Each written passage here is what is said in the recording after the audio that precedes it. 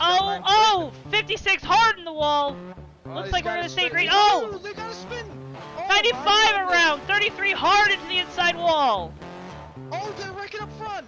93, Ricky Johnson's around, collects a 30, the 59, the 30, I already said the 30. Oh, They're still wrecking. Oh my god, the 22 of Jason San Diego, damn it. Oh my word. Turn 3 and 4. Side, they fly through turn 3 and 4. It's 66 now. Oh, they're 3 wide. Oh, Joe, who's 3. here? I don't know. They're 3 wide through the tri-oval. Give it to Feld there at the yellow flag.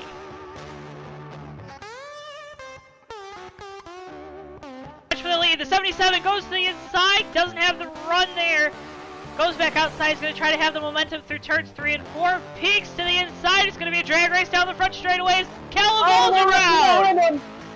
It's going to be at the line. It's so close. Merslack wins it.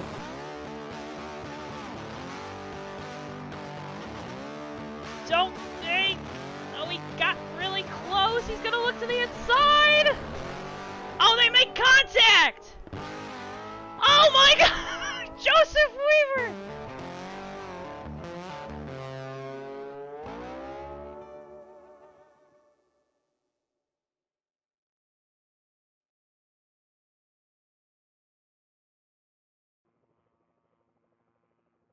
Ladies and gentlemen, boys and girls, children of all ages, welcome to beautiful Talladega, Alabama for tonight's presentation of the HOBO Racing Truck Series, the M4s Installations 175 here tonight. I'm JoeTowNetwork as always, joined by Ricky Collette. Welcome once again to Talladega, Ricky, and to the JTN booth. Hi there, Joe. It's glad to be back again for another great night of racing here. We're going to have a great show for you folks tonight here at Talladega TR, the HOBO Racing League. 66 laps, moderate damage, fixed setup. This is a bit of an older Talladega, Joe. One that used to be, game of choice for anyone in NR. A lot of lanes here to use, a lot of usable racing space here. Should be a great night. Should be a pretty fun time. Talk about racing space here. Talladega, it's a really wide track. A few weeks ago, we were here with the HOBO Racing League with their Cup Series at Daytona. Daytona is really narrow compared to here at Talladega. What is that going to do to the racing tonight? It's going to make it a little more spread out, I think. I believe when they ran their Cup Series a few weeks back, that was actually a Daytona TR as well. So same kind of same track makers on or same track mod team on both these tracks. Kind of setting out for the same thing, just trying to make more usable racing lines going around the track on these versions. Very tried and tested, and what we're going to see here compared to Daytona is just because Talladega is so much wider, you're going to see a lot bolder moves, a lot more moving around the track, a lot more people diving up and down all over the place, moving 3 lanes up the track, 3 lanes down. Daytona really packs you together because of how naturally wide that track is, but then Dega's like twice as wide as that, just in terms of the racing surface. So you kind of have a little more space to try things, and then also a little more space to evade when that inevitable big one hits.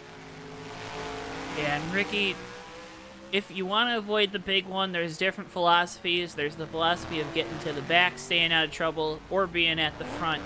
But before we get more in-depth about the strategy and what we're going to see tonight, why don't you do your favorite thing in the entire world and take us through the starting lineup here at Talladega. All right. It's his favorite thing, folks. Tonight's race. All right, starting up front on pole for tonight's race at Talladega at a speed of 48, at a lap time of 48 seconds, 48.855 seconds will be the 9 Dodge truck of Fugate, with Jeff Stekenis in the 31 joining him on that front row. The 3rd spot will be the 57 of Blair, followed by the 17 of Pushrod in the 4th spot. 5th, alongside Stefan Martel in the 16 truck in 6th position. Duke Sorensen in 7th will be starting in that 59 truck. In the 188 will be starting alongside him in the 8th position. Starting in 9th tonight will be Ricky Bumbalo in the 85 truck. And rounding out our top 10 will be Ryan Bard in the 0 truck. Ron Simpson, the 25, will be starting 11th. Drew Miller in the 47 will be starting 12th. Klein, the 28, will be starting 13th. Alongside him will be Harry Kodian in the 13 truck and 14th. Maverick in the 23 will be starting 15th.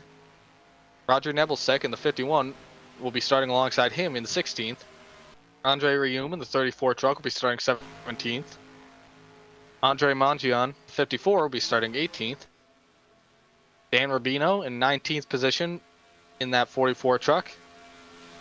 Herman Reese in the 73 Cadillac will be rounding out the top 20 for tonight.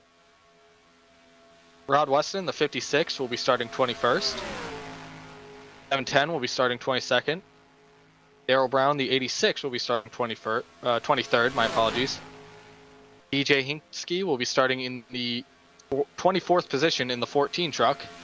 And on the last row will be John Palmer in the 108 truck, starting 25th. And alongside him will be Austin LaPlante in the 48 Lowe's truck, rounding out the field in the 26th position. 26 tough truckers at a tough track, Ricky. It's going to be a spectacular night. We're so happy you're joining us here on JTN. A beautiful Sunday night. Just sit back, relax, watch the stars of the HOBO Racing Truck Series take to this beautiful 2.667 mile super speedway. It's going to put on a great show, as it always does. And Ricky, we talked about how this track, it's a lot wider, but you also mentioned something a little special about this version of Talladega that these truckers are racing on tonight. It's an older version of Talladega, and with that older version comes really great racing. Why is that?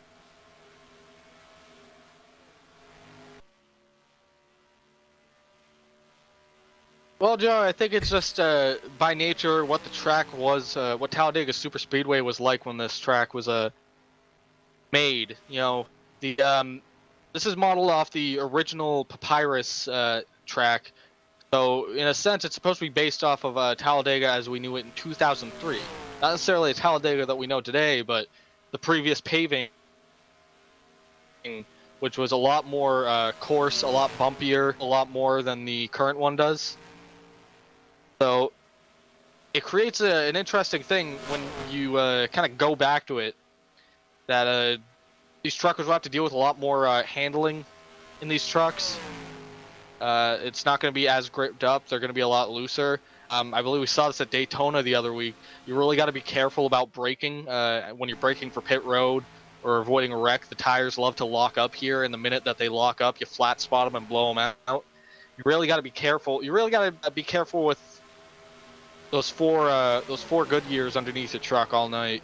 And you don't usually expect that when you come to Talladega, but these older versions, that old rougher surface definitely has a special character to it where you really got to keep a close eye on that.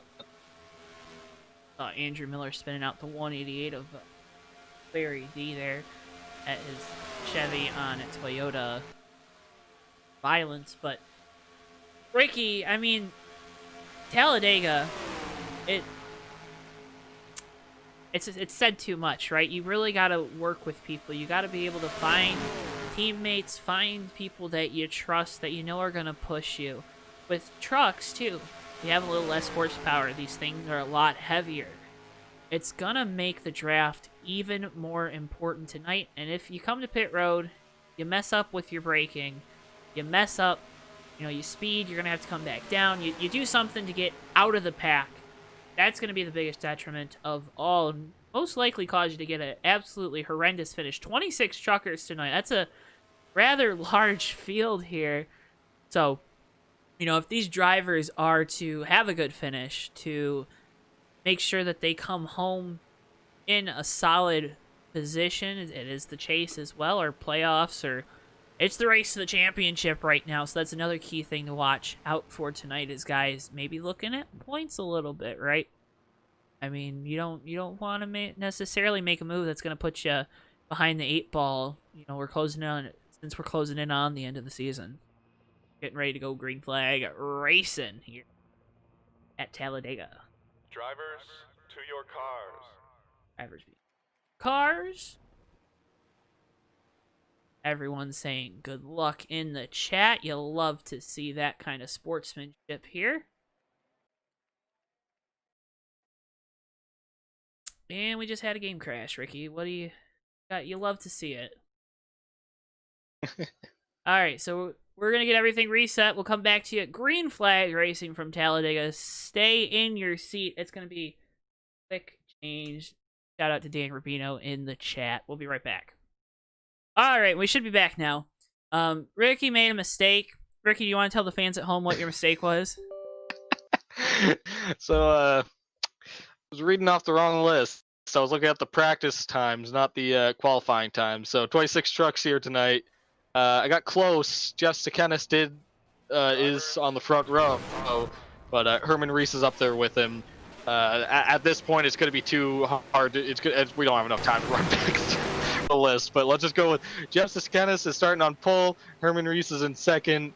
You'll see the ticker here as we get going, and we'll kind of figure it out from there. It's Dega. Anyone can move around. Anyone can move up quick. So you're Where kind you of start doesn't matter here at Talladega. It's all about winning the race when we get the checkered flag in 66 laps. Again, 66 laps, 175-ish miles. It's going to be a fun one tonight here at Talladega. Thank you so much for tuning in and watching. We appreciate it. To the moon and back. You're going to hear from a bunch of different sponsors tonight. As well as the entitlement sponsor, M4s Installations, Codian, and his wonderful business he has out there in California. So, again, how many truckers is it, Ricky? Can you at least give me the accurate trucker number?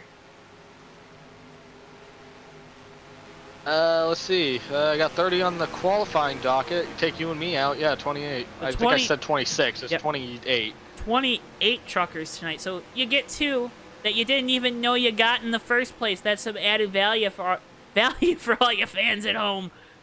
Truckers making their way through the triovals to Kenneth and Reese on the front row. Where have I seen that before? They go into the start zone, here as the kids like to call it at the beginning of a race.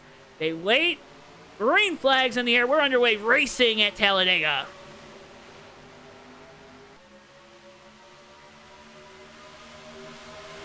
And already, Ricky, towards the back of the pack, I'm seeing guys starting to get to the bottom of the speedway. At bottom line, it's the shortest way around. It's going to be the quickest. Yeah, early on in the race here, I think it's with how big the pack is, I think a lot of guys are going to want to gravitate towards that bottom. You got a lot of people racing together side by side here, and naturally, when a wreck happens, especially in the turns, it's going to usually, with the speed these guys are going, it's usually going to force its way up to the outside wall before it comes back down to the inside. So there's a tiny bit more security when there's this big of a pack. I think a lot of these guys are just dropping back too, just kind of get their place and figure out what they want to do for the start of this race here. The Jeff Sekenis and this front four are kind of starting to branch out a little bit on these guys. He did a good job there. Herman Reese managed to get to the line first. Big moment there for the 25 truck of Simpson. There you see him inside of Sorensen in the 59.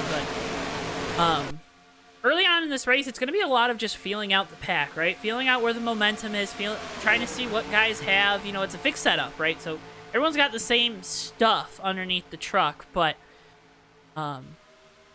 there's different levels, of knowledge, and I don't want to use the word talent because that's not always. I just saw your comment in the chat. Where was I? Talent isn't necessarily what's going to win you the race here, but it's definitely going to be something that will help you get in position to win this race. Because that talent is understanding how the draft works. Yeah, absolutely. Talent's knowing how the draft works. That's knowing how to sort of manipulate the line to your advantage. That's knowing where the speed's going and where it's going to be, what's going to have the advantage, the top and the bottom. There's a lot, I think, just that pure basic skill that really helps you out a lot here.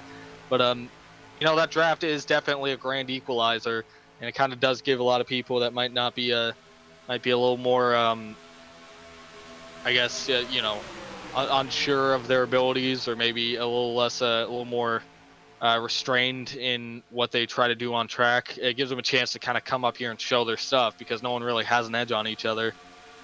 Right now, I'm noticing this high line being led by the 51 of Nebelsack. isn't really going anywhere in the sense that it's not dropping back. This front four is staying pretty much disconnected, but these two lines that are behind it seem to not really, usually when you start seeing these numbers kind of stack up one way or the other line immediately drops back. We're not seeing that right now with this high line. It's kind of just very much stationed right where it is, playing it down right where it is, right in the outer fringes of that top four. I can only imagine it's going to take maybe one or two people jumping in line there, and we'll see it start pulling forward. You're already seeing that Nebelsack now trying to pull up beside the 78 truck. That being Brian Johnson. I knew the name off the top of my head, but I wanted to make sure I was correct. Oh, we got the 13 going outside. Yeah, the 13 of Kodian, our entitlement sponsor for tonight. He makes the move to the outside, trying to take that momentum there to try to propel himself to the lead. And what you can see there is that outside line kind of lost momentum a little bit because Kodian had to jump out. But because, you didn't add a truck in that line, you'll probably start seeing him chug back up here pretty quickly. 51, Nebelsack almost looked like he was going to try to pass Kodian when he jumped out because he was going too slow. Right now, Ricky, they are locked with their bumpers. Again, there's no rules, right? There's no rules about locking bumpers like there is in NASCAR, but those guys, they were hooked up down the back straightaway, but now that inside line again pulling a little bit. 78 of Johnson looking to the outside, trying to stop the run of the 13 down the front straightaway through the tri-oval. And that absolutely does something, pushing someone. You're not going to be able to lock bumpers with these trucks. You're not going to be able to tandem, but that bump draft is very much there, and it helps keep the momentum of the lineup. If someone starts kind of fading and you give them a good shot, it usually kind of keeps them right where they are if it doesn't start pushing them further forward. So it's kind of it's an important factor of these older super speedways that a lot of this is handling momentum based. You just always got to make sure you got the speed up, and you always got to make sure there's someone on your back bumper ready to give you a shot when you start fading. Don't look now. Here comes Kodian in that outside line, starting to make up ground on our leader, Jeff Stekenis, in that 31 truck. Now to the outside of Napick for second, looking for more on that outside line. Yeah, and I think Stekenis saw them coming and decided, smartly to just stay where he is, just with the hope that his line's going to start coming back again. Because we got a truck blowing up mid-pack. We got the, who is that? Oh, watch out. He is in the middle of the field here. They are getting all around him. Whoa, the 56 of Weston is in the wall. He keeps it straight. That's a 16 of Stefan Martel. Oh, my goodness. That is unfortunate. I believe that is a caution there. 16 truck losing a motor early, already down on pit road. That is unfortunate for that 16 team. Only 7 laps into this race tonight. I can only imagine that was catastrophic failure. There's no way that they were pushing temperature this early in the race. I don't think the HOBO Racing requires their truckers to use Ilmor engines provided to Thor Sport Racing, but I would assume that's what that 16 truck was using, because that is something we see happen very often with Thor Sport in the truck series as of late in the last few years since they've gone to crate engines. But there you see them all getting around the 16, and then it just looks like the 56 of Weston and the 54, 56 of Weston and the 54 of Mangian make contact there. Looks like the right rear of that 56 truck is a little bent up. It's smiling at us, right? But yeah. I mean, it should be okay. It's not too bad of damage on that Toyota Tundra. No, not at all. Again, moderate damage that these guys are running tonight in the context of NASCAR racing 2003 season. Just to break the illusion here for a second. Break that horrifying illusion that this isn't real life. Ricky, this is my life. Moderate damage is a lot easier to fix in the sense that it doesn't really mess with your aero or your any kind of mechanical facets to the truck. It doesn't really mess with the aero as badly. It's almost like some way. I guess the best way to describe it almost gives you a lot more hits before your truck starts to really falter, and it makes it a lot easier to repair basic body damage. And from what we can see right now, that 56 truck, I'd imagine that's something that they can bang out pretty quick. Honestly, on realistic damage, I wouldn't be super concerned on that. It looked like he more or less smacked the wall with the right side of that truck, but not much else. Did we miss something there on the cameras? It looks like there's a big gap. Oh, there's a truck around. The 51 is around the backstretch. 51, the 85, the 78, all spun around. Back going now. The world is going on here.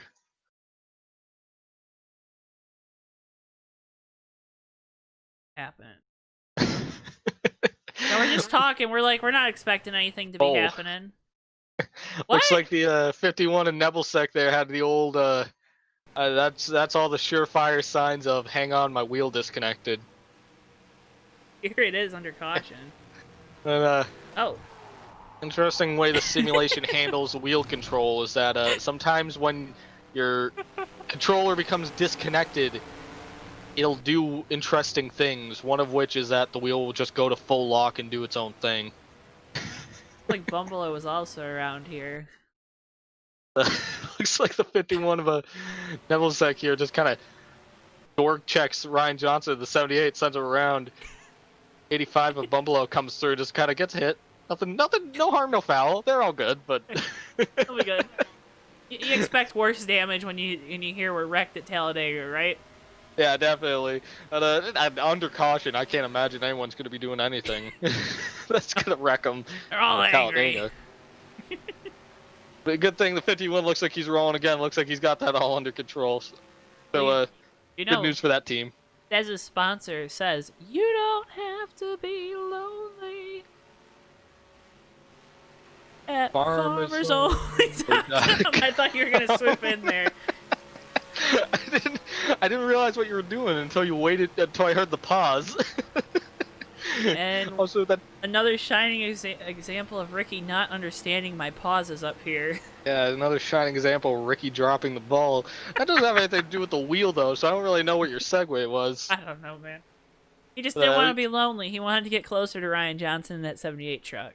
Looks like we got a little split right now of who's coming out pit road and who hasn't. Most of the field stays out here, but we got a little cluster of guys. They came out they came down pit road that last time. Looks like Napic in that 6 truck, and then the 0 truck. Oh, who's in that 0 truck? That's an in-game truck. I love Bard. Bard? 0 truck of the 0 truck of Ryan Bard. Ryan Bard and 0 truck.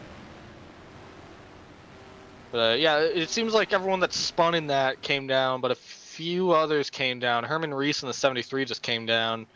Well, like I said, I think everyone decided to come down, get gas. I mean, yeah, I think it's probably that's one thing you kind of that's not a bad idea to do a super speedways, just because position it's so easy to move up and down through the field at will.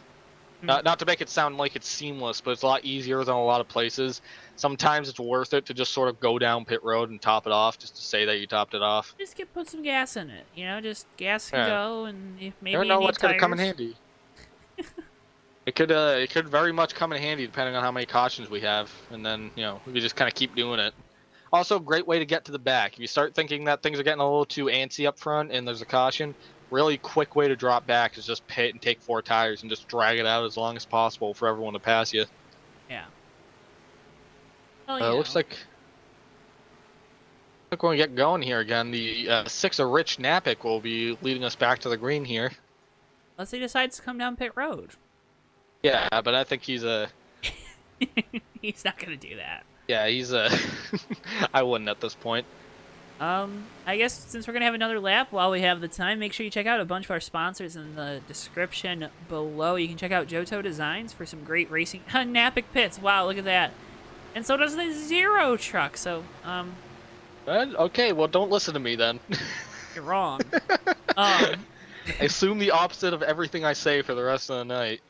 Check out JoeTow Designs in the link in the description below. JoeTow Designs, use code JTN2 for 10% out. 10% off at checkout. Can you tell that we're a little rusty after a couple weeks without anything? Had a long week this past week, but check out JoeTow Designs. Use code JTN2 at checkout. There's some awesome racing designs up on there that you can check out. They're a lot of fun, and it helps support us here at JTN. You can also check out the JTN merch store. That's an even better way to support us here at JTN. There's some great designs up there with different cars with JTN logos on them, different designs. Ricky, I know all of us here at JTN love repping the JTN logo shirts because they're soft, they're great. I mean, they're fantastic, but make sure you check out those two things. Check out our Facebook page. Give us a like over there. You can also check out AutoSim, the premier simulated racing text-based game out there on the market right now. It's free, so it's not even on the market. It's just free in beta right now. AutoSim 7.2, I believe, just came out in the last week or so, or will be coming out in the next week or so. But it's a great game nonetheless in any version that you download for free again. You can also check out their Discord on their website, autosim.weebly.com. Ricky, we're resetting here. We're 10 laps in, 11 laps in once we get back to the line, coming to lap 12. It will be interesting to see how this field shakes out. Because remember, they got to stay single file here until they get off of turn 2. So, interesting to see if guys are going to set up to make moves. We talked about that at Las Vegas a few weeks ago. Because, again, truck's a lot more draft dependent even at mile and a halves. Be interesting to see, though, if guys try to set themselves up for a move off of turn number 2. Yeah, we'll have to see, because it could kind of go either way. They could stay single file. They could kind of try to make a move, or they could stay single file. It's going to be hard to kind of break that. It's hard to break that single file sometimes, just because if everyone's stacked up together all the way around the track, that's the fastest this pack will move it. But it could go either way, honestly, is what I'm making a very long point to say. As we come here to the green flags, Jeff Stekenis gets a big jump on the 13 of Kodian. Good restart there for the 31 of Stekenis. 13 in tow. Everyone single file down against the wall for this start. I wouldn't be surprised to see him, though, try to get to the bottom as quick as possible. I noticed, too, Ricky, some of the Talladegas that we've run, right, is Kodian looking to the bottom here off of turn 2. He wasn't even waiting on that. I guess he went no for help it, man. either. He was going for it. Hey, man, you got to lead every lap. Right, that's what Dale Jr. says. You lead every lap. Yeah, you're gonna stay out of the wrecks because he. Oh, the 85 of Bumble goes the inside 3 wide.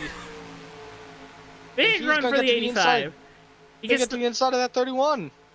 They're not gonna have any momentum though, because that broke the 31's momentum. They only got, it looks like, the 23 of Maverick and that John Deere green and black and white truck there. LaPlante going to the bottom now, but that outside line a lot more formed up. Ricky Stekenis is going to lead this lap. Yeah, you know what, Joe? I want to say the top line's got the advantage, but these 4 guys are. I'm seeing Bumble on that 85. He keeps kind of creeping back in on this 31, and look at the 85 truck is actually taking the lead here, coming off turn 2. 85 of Ricky Bumble. Wouldn't be a surprise. Maybe he doesn't go up to that outside line, right? Maybe he stays loyal to that 13 and up. Never mind. He goes up there. Oh, he was not clear. Not clear. Gets back to the inside. Big shove from the 13 of Kodian. Kodian now looking into the middle. Yeah, you could see it there. Harry Kodian did not want to let him back in. He saw that he was going to bail on that line. And when you're riding behind someone going for that first and second place at Dega, if you see him move out of line, a lot of the times if it's not a teammate, you start licking your chops because you're like, oh yeah, now I'm the first one in line. And oh my goodness, 13, Harry Kodian's going to go high. They get close to 31, 23 behind him. I'm sorry for the screaming, but oh my god, he was Buffalo. And 13 of Kodian's going to have the run here with the 31 pushing him. The 23 of Maverick's going to catch the 85. They're going to keep side by side here going down the backstretch. And Austin LaPlante's going to look to the inside to try to make it 3 wide. Now, Ricky, I know I said you want to try to lead every lap, but it doesn't mean you can win on this lap. You got to get to lap 66, and we're already seeing guys putting big moves all over the track as Johnson now goes to the bottom of that 78 truck.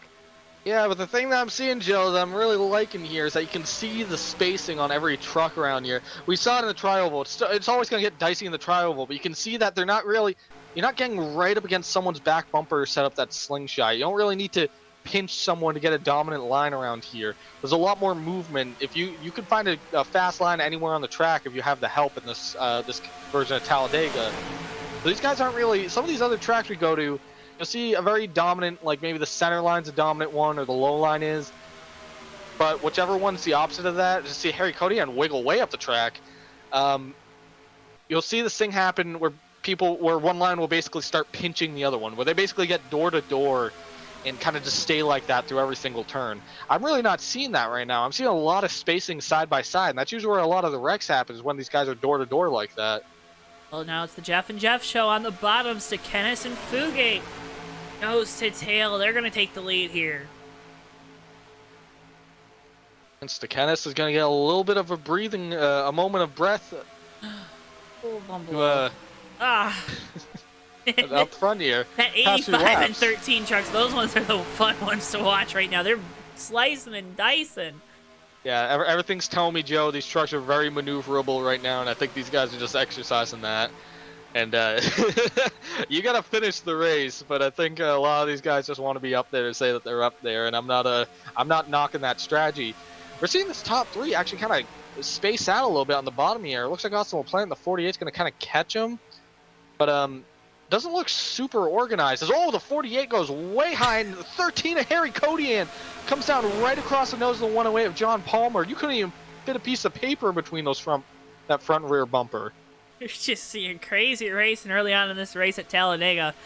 Indicative of the drivers really wanting to get to the front, lead some laps, get some TV time here on JTN. Thank you so much for everyone tuning in. LaPlante trying to go to the outside of Bumble. He cuts back down in line in front of Maverick, though. That 23 truck is in the 48. They've been working together pretty good so far, but now that outside line starting to lag back a little bit as those leaders start to try to break away.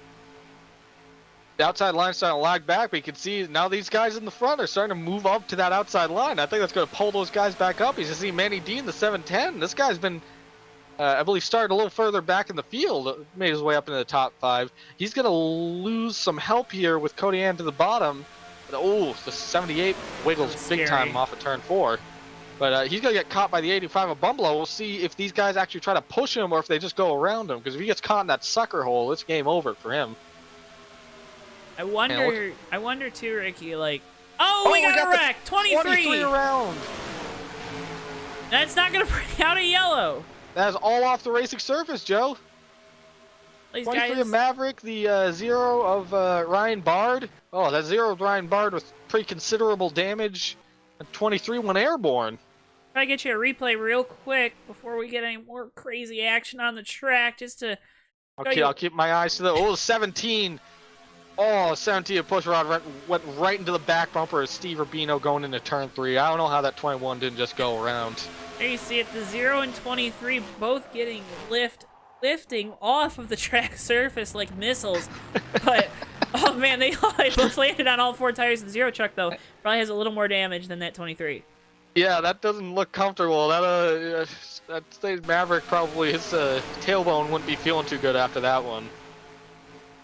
That was a hard landing, but all 4 wheels hit the ground. He never flipped, so like he's good to keep course. If he gets a caution here, he'll probably be back in this. That's the other crazy part. Hey man, as long as the suspension ain't torn up, you're all good. You're all good. Moderate It's NR, damage. so... You're not gonna break anything. You wouldn't break anything unrealistic, to be honest. Bushrod right now is the first truck side by side with the D in that number 710 truck, Wheeling Engineering Machine, but right now, looks like that top 6 trying to break away from this pack. I think these guys might settle down a little bit now. They're going to allow us to catch a breath.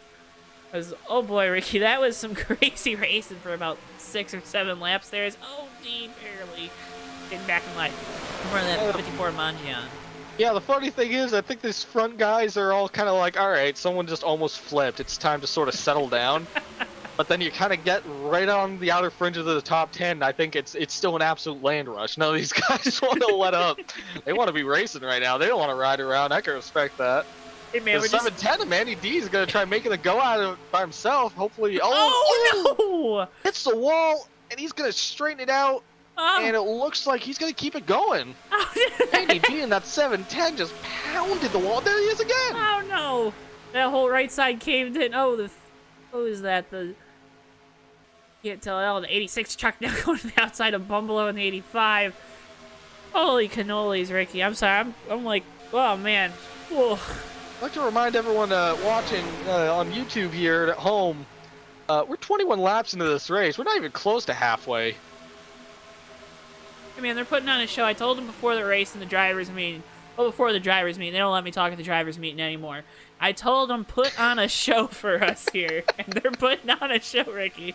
We're just having a fun time here on a Sunday night at Talladega with the HOBO Racing League Truck Series. You can check out the HOBO Racing League in the link in the description below. Jeff Stakenis, Jeff Fugate, Ryan Johnson, John Dog Palmer, and then the 13 Harry Cody and your top 5 with Steve Rubino, league owner, there in 6th.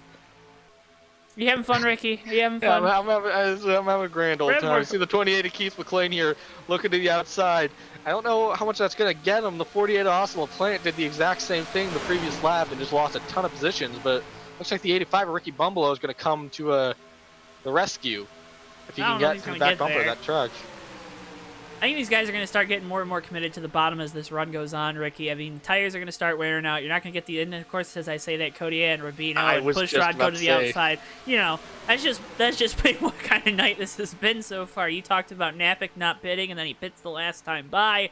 I mean, we just, I'm gonna be honest with you, Joe. I kind of want to be down there running this right now. This looks like a lot of fun, right? I mean, oh my goodness, we're 3 wide wide back here. 34 of Andre Arium, the 85 of Bumbalo, Austin LaPlante got caught way on the outside. It just these guys are shuffling around. They're not settling down. Harry Codian's gonna make a go at this outside line with the 21 of Steve Rubino pushing him. Keith McLean, that 28's behind him in that Havoline truck. He should be able to get to him if that draft holds on. Should be able to at least help him start forming something up. But you can see they're not dropping a whole ton. You'd think they'd be losing a lot more ground, but they're really making a good go of it with just 2 trucks. And we're here at Talladega TR with the HOBO Racing League using the NCTS 09 mod for the NASCAR Racing 2003 season simulation by Papyrus. And Ricky, we're having a fun time here with the HOBO Racing League, and these guys at HOBO, they always have a good time, whether it be at Talladega or Bristol. I mean, wide range of tracks that they run. You got the mods running on Thursday nights, the Cup Series Tuesday nights, Truck Series Sunday nights, closing in on the end of the season for all 3, and getting ready to ramp up for the winter season. But right now, it's Cody Ann leading this outside line, trying to make up ground, but they're just losing it right now. That inside line is really formed up well. Yeah, it looks like they're starting to, their numbers kind of up right now, but speaking of numbers, they are starting to collect some people on that line, so I think it really is a matter of if one person jumps out of line somewhere in that front shuffle, they're going to have they could probably generate an entire outside line just off of that. I think they just need that one extra little push. Well, and Ricky, isn't it a lot about momentum? Like, one of those guys, yeah, you're going to add a number if someone up there jumps to that outside line, but they're going to take away a lot of momentum from those guys running up front. Yeah, definitely. And, I mean, they'll take a lot of momentum for the outside line, too, by someone just leaving that line and jumping in front, because they're going to be naturally slower. It's just the way that the kind of momentum game works at Dega, places that are so draft-heavy like this, is just that it comes back very quickly because you have the draft. The car will get, the truck will, my apologies, the truck will get back up to, top speed very quickly just because it's in that air. So it's very easy to gain that momentum back even when you lose it. And if this front pack has someone kind of jump out of line on them, the next guy in line is going to quickly fill that gap, and they're going to be right back along where they were. Davey Hazard D7H5 tuning in, saying, "Look at him go! Great job on the broadcast so far, fellas. Thank you, Davey. And if you want to hear from Davey and I even more, you can check out the Fake Racers podcast. New episode coming out this Wednesday, right here on YouTube. I call it a podcast, but it's on YouTube. It's a video. Do with it what you may. It's a great time that Davey and I have talking about some racing. This week we'll be talking about Talladega from a few weeks ago, the Roval. We'll be also talking about some silly season news, because that's kind of what we're doing with the pod right now till next season with NASCAR and racing in general, since we're kind of coming in at the end. But right now, Ricky, some great racing action. Pushrod looked up to try to get into that outside line, thought better of it, got back to the inside, and right now it's that top 5 that are kind of just separated from where we are side by side, with Napick and Cody in for 6th. Yeah, I've been looking at this 17 of Pushrod the past couple of laps, and I really think this is all going to start with him. If he moves out of line in front of Cody, and he's got that whole group of guys that are going to go with him. I want to see him move up. I guarantee you that 17 truck jumps up in front of this line, because he's got the perfect gap right now to just pull in front of him without really having to lose a ton of time. 85, Ricky Bumblo goes to the middle. Oh, I The did Gospel that. Plant will let him back in. Maybe he was trying to search. Maybe he had a second thought and was trying to get back to that inside line. But it looks like Pushrod's chance is not there anymore. 13's starting to move his way up. So maybe this. Well, he's kind of Highline's separated that starting 17 too from those top 4. We're coming up on that 23 truck. You saw him achieve lift-off there a couple laps ago. Everyone trying to get down to the bottom. That's going to really separate this outside line. What you want to do, though, Ricky, you know, I'm pretty good at Talladega and Daytona, if I do say so myself, but what you want to do, if you want to go up into this outside line, you see Pushrod, he's got a decent gap to this 108. You want to wait until you get a pretty good surge of momentum, right? So that way when those guys are coming up behind you, they don't have any more momentum than you have. They don't have any more speed. And you're not going to scrub their speed any. You're not going to lose any of your speed. And you guys can kind of just keep that forward progress going. You see a lot of times blocks. There's a difference between a block and changing a lane strategically. Like Napick there comes up the track a little bit in front of Kodian. That's on the edge of being a block. It's not a block because, you know, it's kind of... Kodian didn't have a lot of momentum there. But it could be a block because the 6 car didn't have a lot of momentum. You want to match. You want to match the momentum of the other car for it not to be a block. So what you do, you give up a little bit of time. You try to get a good run off of a corner or into a corner or wherever you feel that you're strongest on the track relative to the other drivers around you. This is a very long explanation about how to pull out a line and not lose a bunch of momentum. But you want to make sure that when you switch those lines, you're not stalling out the line and you're not stalling out your own run. That's the moral of the story, is Kodian now going to the bottom. They almost ran right up on the back end of the zero of Ryan Bard here. He's going to be in the middle. It looks like he's going to stay in the middle. Oof. Oh, we're pitting. Oh, they're pitting. We're pitting. That's why. Oh, we see some dust flying from those, some smoke flying from those tires. Everyone makes it down pit road, nice and orderly.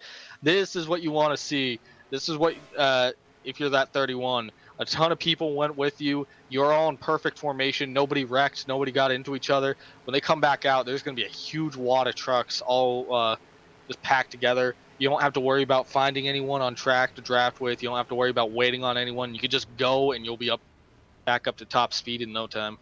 Like a lot of guys taking left side tires. We see some guys taking 4 tires. Looks like the 31's going to take no tires here.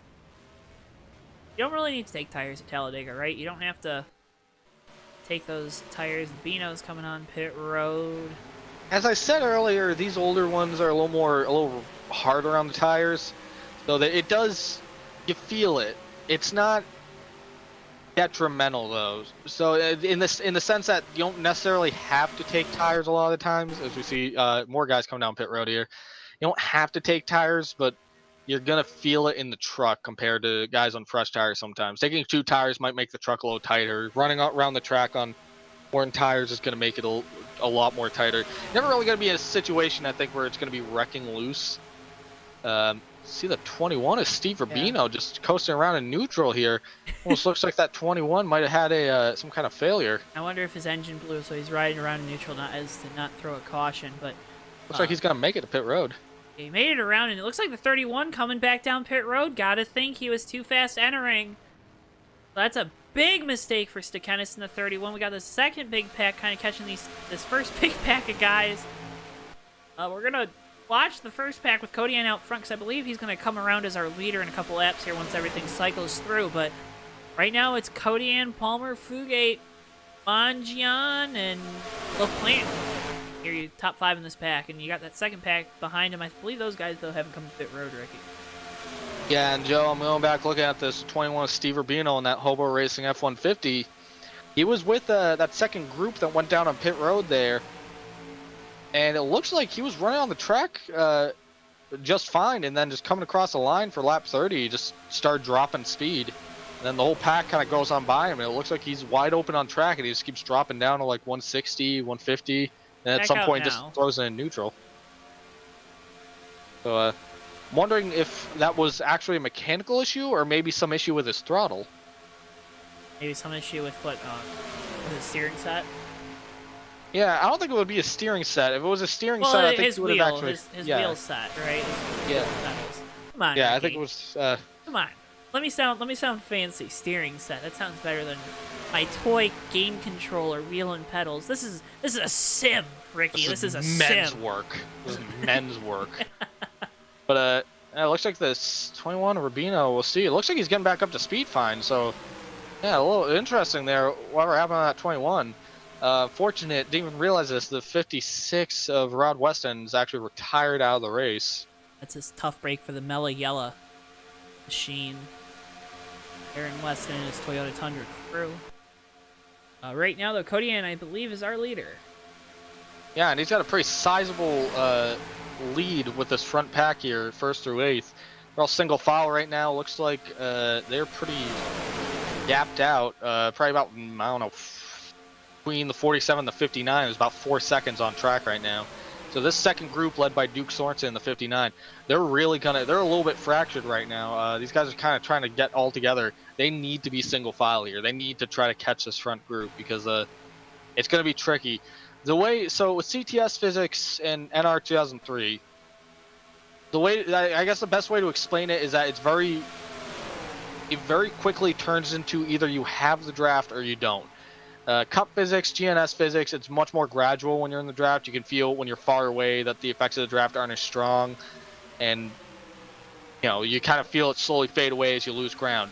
In the trucks, there's like a very definitive point when you're about a second or two behind, the second and a half behind, where the draft just goes from being very visible to completely nothing. So these guys have a lot of work to do here to actually start catching any wind off this front group, and they're going to have to be pushing each other pretty hard to catch up. Right side, draft gives you a lot of run in these trucks, a lot of run, which is why you're seeing all these slingshots. So it helps these guys behind the 59 Sorensen here really keep catching up to them and giving them hard shoves down the straightaways. But the 59 basically is not going to get a lot of help from up front until they get about a second, within a second of Andrew Millen, the 47. Well, and what they need is that front pack to start getting side by side. We're watching the second pack just to kind of see how they're working together. It looks like they're pretty lockstep in tow, but they gotta hope that front pack gets side by side. That's gonna stall out those two lines, because 2 lines will form, maybe 3. Maybe we get a little crazy like we were earlier on in the race, but it's gonna be interesting to see how it happens. I see Anne tuning in the chat. Welcome, Talladega. It was a crazy race. You missed some crazy racing action at the start of this thing. Guys were going 3, 4, 5, 10 wide. I don't know how wide they were going, but they were all over the place. We were having a good time after those pit stops, though. Single file here. We'll see right here, Joe, as they come across the line, what the difference is. So Harry Kodian ran a 49.533 in that 13 truck leading this pack. So we'll see Duke Sorensen come across the line here, and he ran a 49.770. Oh. So you can see that tells you everything about which line's more formed up. You can even see it. The 73 of Herman Reese is kind of looking outside, looking inside, like he's trying to get by, like he might be able to lead the line a little better.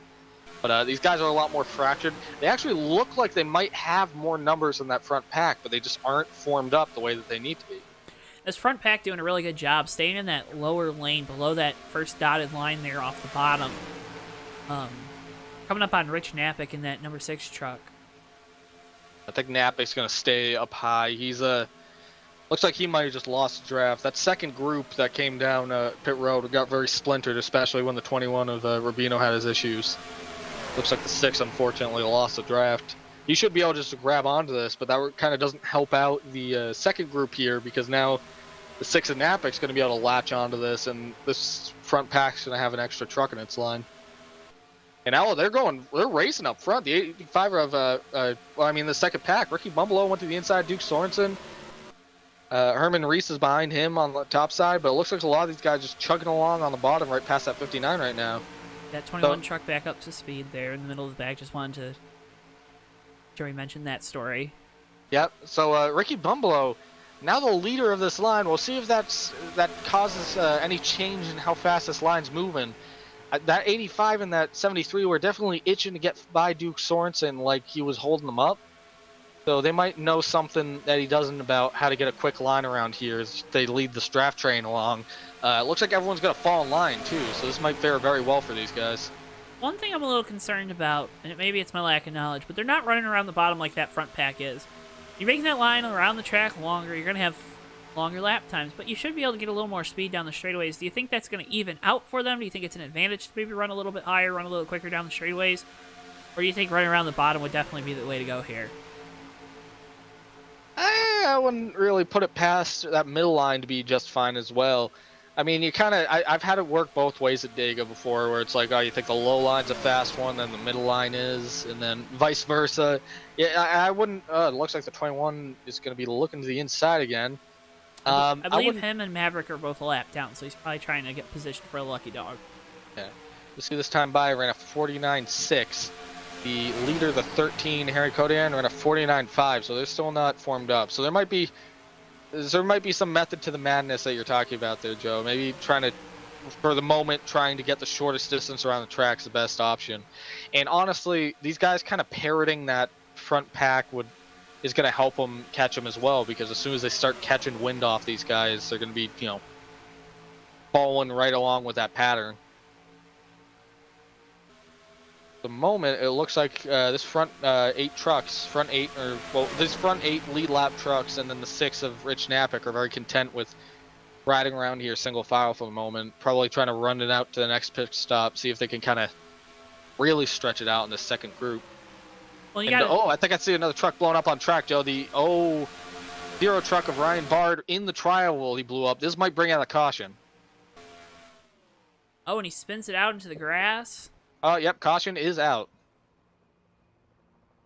It was unfortunate for that zero truck. Ryan Bard, that's what, the second, third-ish engine issue we've seen tonight?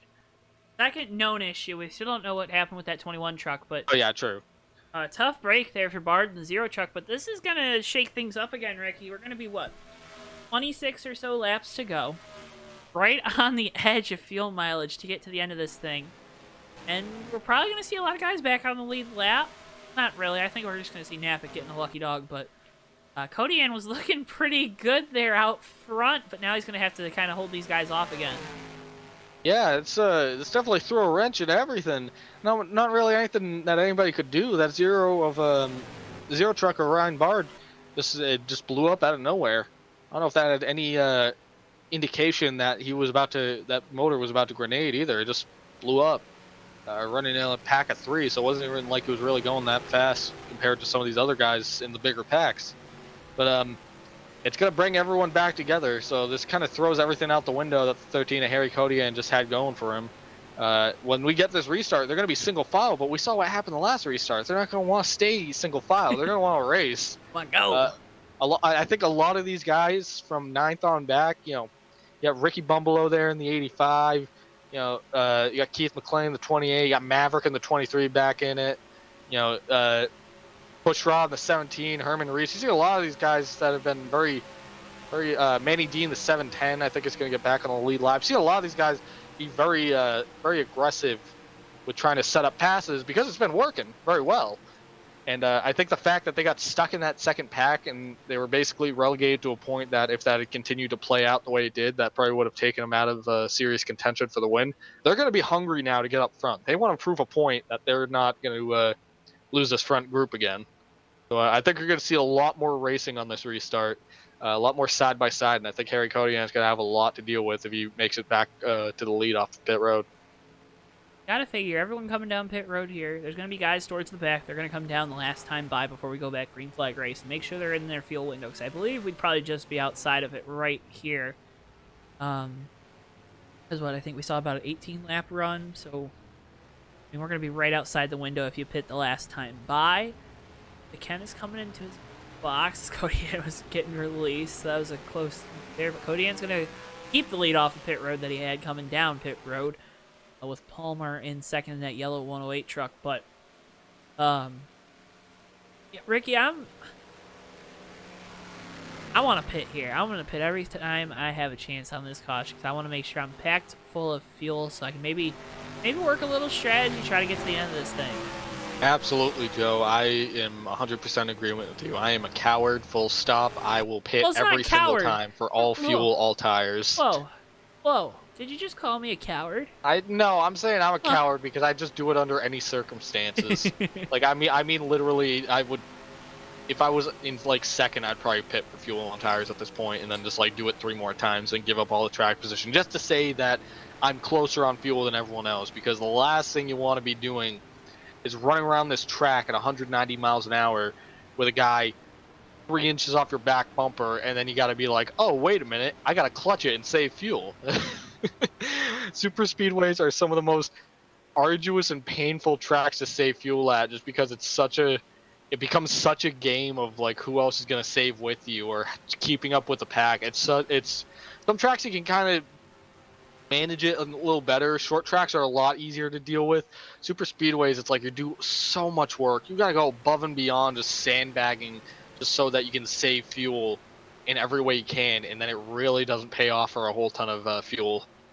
So it's I hate having to do that. I hate having to do fuel mileage at super speedways. I'd just be pitting every single time and just try to get as close as I can to making it to the end of this, because the only thing that's going to give me any security is the notion that I'm going to make it further than the next guy.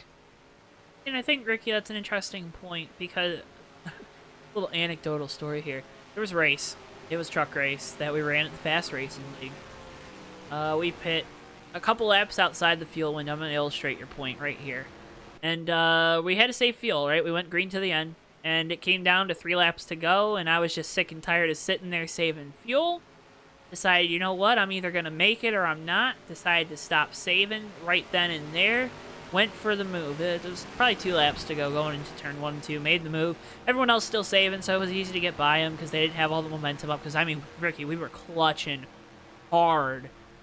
And ran out of fuel going into the tri-oval. Got pushed across the line by a buddy, William Page.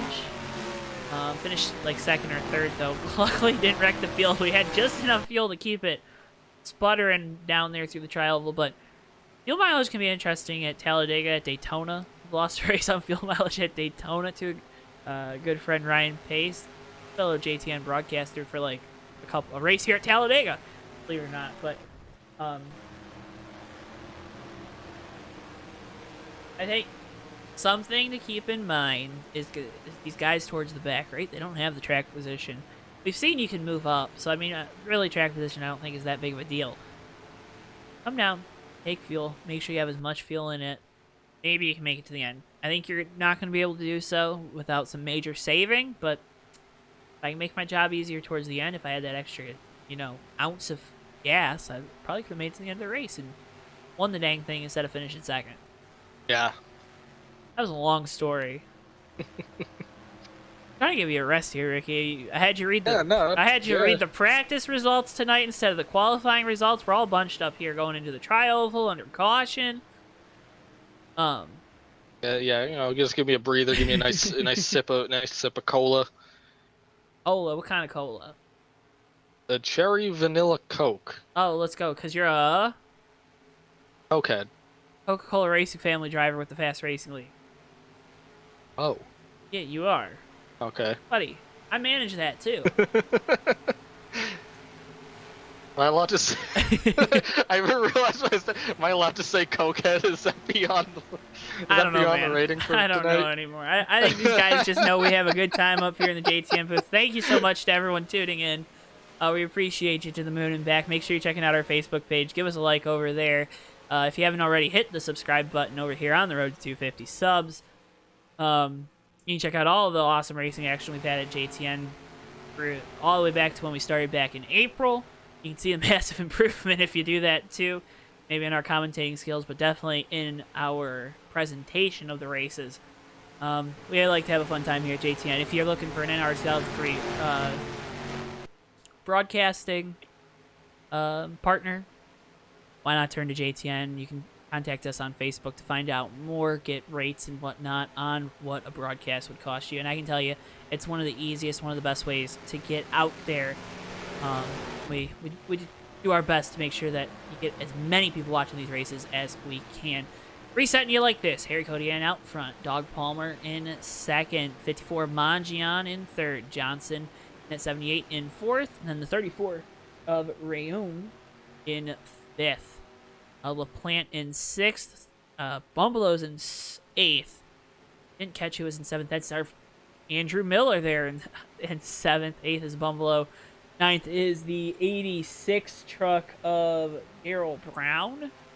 And then rounding out your top 10 is the 59 of Duke Sorensen here for this restart. I'm getting so good at remembering these names, Ricky. Going back green flag racing. Cody Ann's going to try to get a good jump, but we saw last time the guy in 2nd, he can make a move. Coming off of turn 2, Pace Truck makes its way out through the tri-oval. Fans are on their feet, in their blobs, in the grandstands. We go through the tri-oval here in Alabama.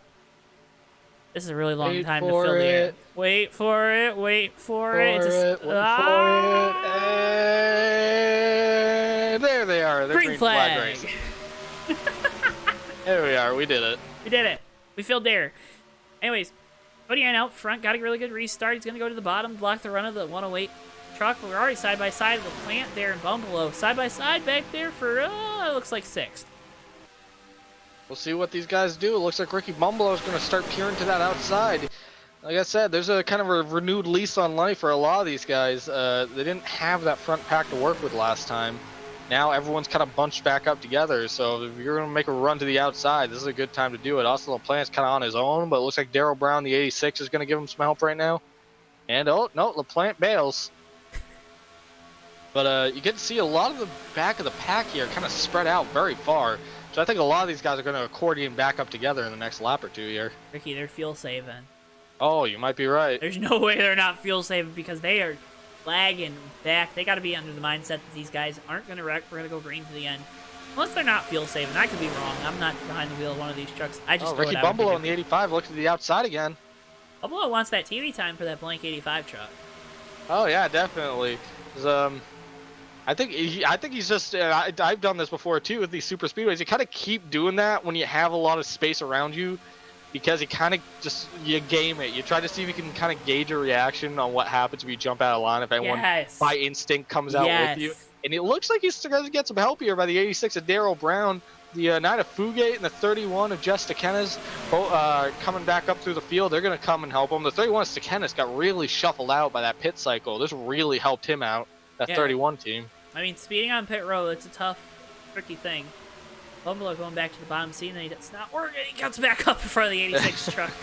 Man, that guy, he is making moves out there, and they're not moves I would be making right now, but man, they are fun to watch up here in the booth. Oh, man, I would. I think I said this the last race we did for him. If I was in the pack, I'd be grinding my teeth right now, but man, it makes for good TV time. But, yeah, that 85 of Ricky Bumbalo is moving his way up. He's coming alongside a 34 of Andre Rium. He's starting to get some help here.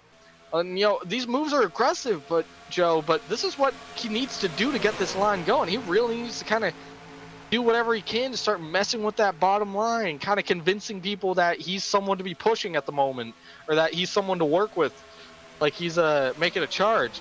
And I think a lot of these guys are starting to see that. As you see the Manny D and the 710 coming up, the 34 touches the apron. That whole line actually moves up, and that's going to let the outside line get an even stronger run.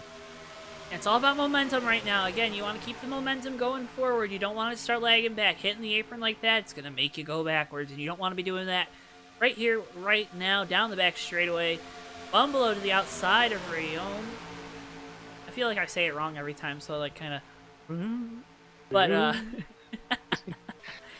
looking for that. Oh, they're still Andrew Miller here. all over the back bumper of that 34 truck. And Joe, just a little thing from the I don't know, infield care center. I guess in chat, Rod Weston got a little update from him saying, "Great track to fill up with water and throw some bass into." Oh, so that's a good quote. Yeah, stay tuned next week for JTN Championship Fishing for the Talladega Superspeedway Water Bowl. Well, wasn't it Tony Stewart, I think it was 2011, 2012, infamous interview where he said, just make it a figure eight so we can crash more cars. No, yeah, make it a figure eight, give it a jump. We haven't crashed half the field. Keep going. Half of them go backwards. It's a simulation, Joe. You can do whatever you want. Tony Stewart thinks it's a good idea. Yeah. It's probably a good idea. I know. There's the old Talladega hump out there. It's not figure eight, but it gives you like a 10-mile high jump on the backstretch that basically destroys the entire field. Well, you gotta love NR 2003, and that's why we do these things, to kind of try to help keep the game alive. Remember, if you want to find out more race with some guys, check out the HOBO Racing League in the link in the description below. If you like watching some NR 2003 live broadcasts, you can check out our Facebook page. We post every day we're going live, along with all of our other content that we do. You can also, hit the subscribe button right here on YouTube. That's probably the easiest way to get notified anytime we go live here, and we plan on going live. And right now, Bumbalo challenging for 4th now. That outside line slowly making up ground, but that 34 keeps hitting the apron, Ricky, going into the corner. Yeah, and I think that's really helping this outside line, because you can see how much he's dropping back when he hits that apron as Ricky Bumbalo is going to go to the inside. I think what he's trying to do here, Joe, I'm going to end up going on a tangent away from the 34. My apologies, but just because the 85 did it again, I think what he's doing is that when he sees that hole, he jumps in it just so he can catch that quick bit of draft on his nose, that little bit of pull, and kind of help keep that line going. I don't know if that's going to help a whole ton just because of how quick he's doing it, but interesting strategy. It could actually, in theory, it could help him kind of keep this outside rolling as the this kind of, the formation kind of keeps changing. Just saw the 31, Jeff Stekenis, kind of ducked down to the inside as the 78 starts blowing up. Oh, no. Big wreck here down into turn 3. Everyone involved. Miller, Rubino, Fugate, Briome. Oh, that was a whale of a hit, Joe. Larry D in the 188 involved. My apologies. That was the 34 of Andre Rieume that was blown up, not the 78. Oh my goodness. My goodness. Another victim of an engine failure here at Talladega, and this time it's going to take a lot more people with it. Man, look at this. Larry D all banged up. Keith McLean looks okay-ish. Rich Napick looks like he's taking a whale of a shot. Dan Rubino on the 44 here. That thing is just all different types of bent up. 34 just blows up. 31 checks up. Gets into the 44, and that's what causes the incident outside of that 34 blowing up. You see Rubino going for a ride on the guardrail, just getting pushed by the 9 truck of Fugate. Oh, you hate to see that. That is a tough break. Davey Hazard in chat put it beautifully. Mass calamity. And that's that 34 of Andre Rieume. You see it. It's going into turn 3. He's on that bottom line. That's a worst place to have a motor failure. That many people behind you. Because the 47 slows, all of them slow up. Like, all of them have to slow up to different degrees, and they're all also trying to get out from behind the 34 because he starts dropping speed quick, and you don't want to rear-end that car and then send him around and cause a wreck. So you kind of have to avoid him, but, a ton of shots. But some of these guys at 44, the 188 of Larry D had so many people pile into him. Jeff Stekenis in the 31 did as well. Napick was over on his roof towards the back half of that incident. I'm amazed, actually, that Larry D is still rolling after that, but Jeff Stekenis looks like he's out of the race. Very unfortunate. That 31 team been very fast week in and week out that we've been coming to broadcast these races, no matter what type of track we're coming to. Very unfortunate to see that for that team, but that's the nature of the beast sometimes at Talladega. There's a lot of cars on pit road coming for repairs, Joe. Steve Rubino barely making it through that incident. That's going to help that 21 car, because they were going to have to pit again for fuel quickly. We had HOBO Racing on board. Have a pretty hot. Yeah, I mean, that was... Ricky, that was just something. I don't know what it was. You're going to see all these guys just piling up next to the wall, and they're like phasing through each other. They're going so fast, right? They're not just hitting each other like bumper cars. They're phasing through each other. My goodness, Steve Rubino, what a beautiful bit of evasive driving right there. It was like the seas parted for him, and he shot the perfect hole there between Larry D and the 31 of Jeff Stekenis. I am genuinely amazed D did not hit him, but oh my goodness, what a shot. What a remarkable shot from the roof of that 21 HOBO Racing truck. But yeah, Joe, it was just like where Rieume just blew up. It was just that's not where you want to blow up. The perfect storm. Yeah, that was just it's not going into the turn. That is just the perfect storm to have everyone pile into each other. I mean, we've seen that a couple times before in other leagues and other races that we've been a part of. We're gonna go through and show you some of the damage, but yeah, Ricky, Terrible place. Terrible place. I was just about to say, Joe. I hope the folks at home love some modified racing. We'll take a nice little count here. Fugate and the 9 Dodge Ram, now missing a front clip. 44. The 710 of Manny D, missing a front clip and a hood. The 188 missing the front clip and the hood. And the 44 of Dan Rubino, again, front clip and the hood. These guys got fenders on them, but it's a very loose term of fenders. I love this game so much because the engine block is literally just a block. It's just a blob. And now I'm a little interested here, Joe. The 6 of Rich Napick, that roof is pretty caved in. Now, do you think that's going to give him an aerodynamic advantage? Do you think that's going to pass the templates after the race? It doesn't matter. If you got damage, it doesn't matter if it passes, right? Was that how we did it? I don't remember. I don't know. Very interesting strategy by the 6 Harley-Davidson team to have the entire roof cave in on itself. Definitely looks like that would direct air a lot smoother over the rear spoiler. Interesting choice. Okay, you mean concave out? Concave out? Up, right? It's like angled up. No, it's like punched in. You can see it's like caved inward. Is it caved in and then? You look at the back of the truck. You can see it's like a dome on the right side, like a perfect curve on the right side, and then just sort of loops in I on see the left it. side. Yeah, here we have our JTN drone cam following the 6 truck. Are you stepping in what I'm smelling? Probably not. I clean up Bristol's mess. Yeah, that's it. Insinuating. What kind of count do we have on cars right now? Trucks. Ernie Trucks. cars out here. Looks like I'm getting like looks like 15th on up. Looks okay. Looks pretty kosher. So I think assume the top 15 are still good to race here, and then we'll kind of figure that out as we see people dropping back on who has considerable damage beyond that. But it looks like the top 15 are the cleanest trucks on track right now. Well, I think, Ricky, we're going to be going back green flag racing with 10 to go here. Yeah, and this is going to make for a little bit of a change of pace here. Now there's not as many trucks. Change of pace. Change of tone, I guess. Change of tone. What is Harry Cody is slow on the apron? I don't know if he's saving fuel. They didn't want to come to pit road there. You can make it with how long these cautions are. We're stepping all over each other right now. But you can, Ricky, you can save enough gas here, right? You can save enough gas. I said it earlier, saving fuel at Superspeedway is the most arduous and painful thing. Yeah, I don't really know. Under caution. Maybe. I'd say, yeah, caution laps usually are kind of the one time that it's really going to matter for anything is saving fuel. So, I don't know. They might be able to pull it off.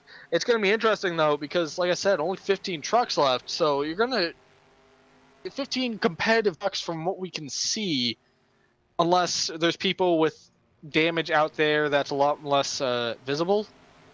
Yeah. So there's not going to be as big of a pack here. So these guys are going to have a lot more options in terms of kind of maneuvering.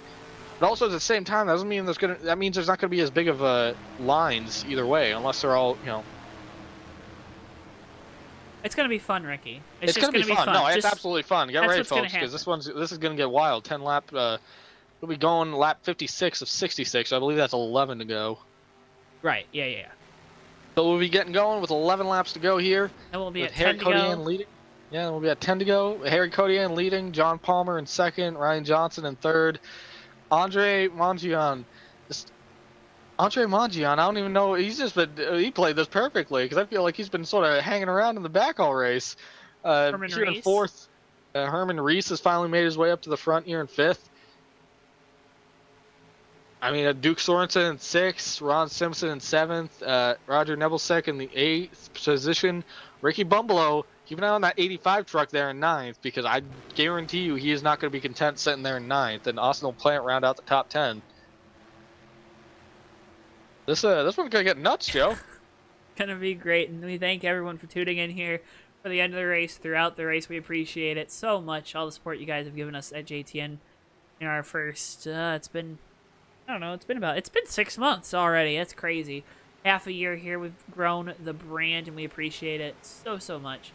Make sure you keep sharing the videos, sharing the Facebook page, posts, giving us likes if you like the content. We appreciate that too. Pace truck's going to make its way off of pit road. It's a long trek because the start-finish line, Ricky, we haven't said it all night, is not in the center of the tri-oval. It's down at the end of it. Cody Ann's going to lead him with Dog Palmer in second, Ryan Johnson, Mangian, and Herman Reese, your top 5. They wait for the flagger to throw the green flag. And it's out. Green flag. 11 laps to go at Talladega.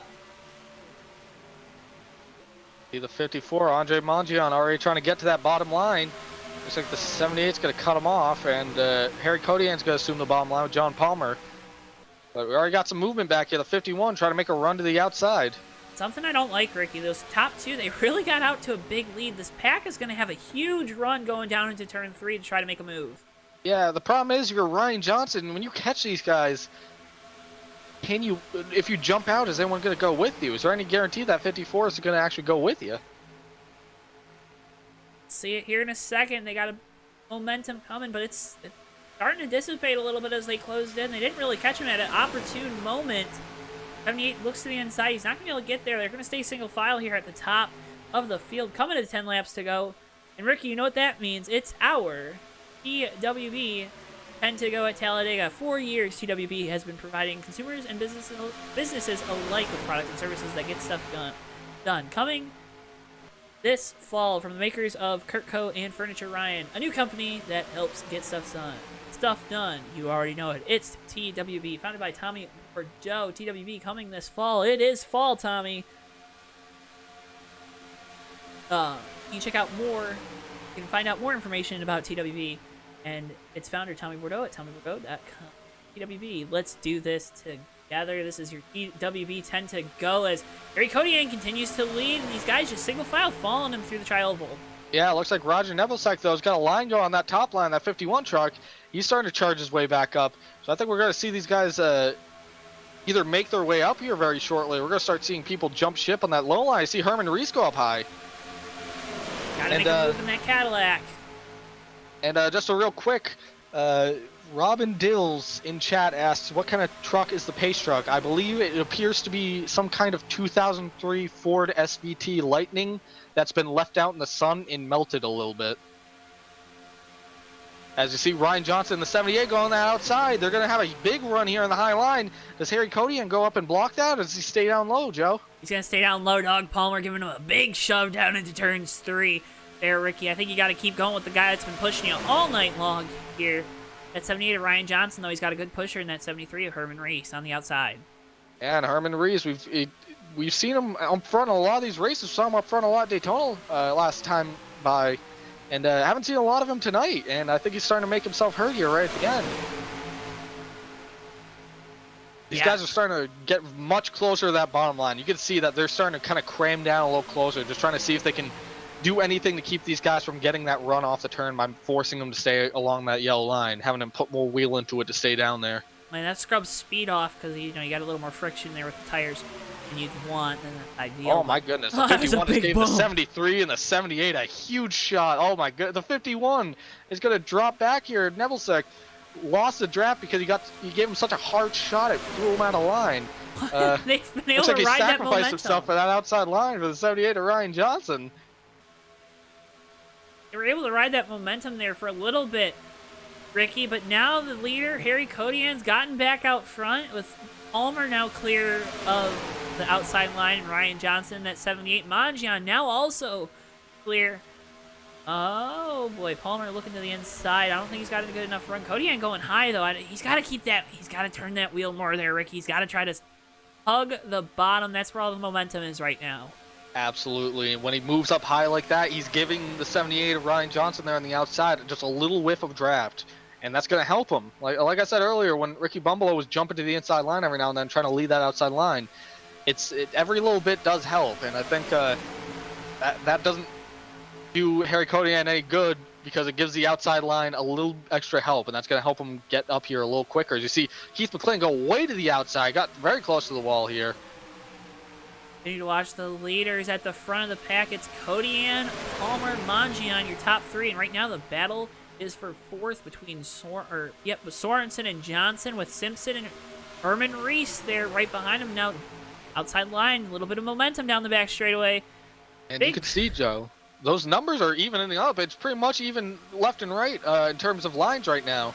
You see Ryan Johnson really trying to get a run here going into turn 3. I don't know if he's going to be able to get it because I think the 13's going to get the run on the low line. Yeah, but They're going to be side by side. Kodian going up a little bit, trying to side draft that 78 through the center. It's not really side drafting, right? It's more like hugging him, making him a little nervous up there, but still side by side through the trial. It's more of a mind game, if anything, when you're pushing up on the guy on the outside line. But they are almost a dead heat coming across the line here. At 13, Harry Kodian's got to be sweating right now because the 78 is there, and he is making sure that that 13 knows it. They're going to go way up high coming off the turn. Looks like they bring it back down low, almost like they were trying to move that line a little bit away from where they wanted to be, that top line. And Kodian has to be careful, though, that he doesn't get too high to where the 108's going to hang him in the middle. He goes into that sucker hole, right? It's done, right? If you move to the back right now, this race is over unless you get a big wreck, but wouldn't be surprised if that happened with the way these guys are racing really close there between the 78 and 108 there. Off of turn 4 down the tri-oval, Ricky. Kodian looks like he might have got out front a little bit, but that outside line making a good comeback.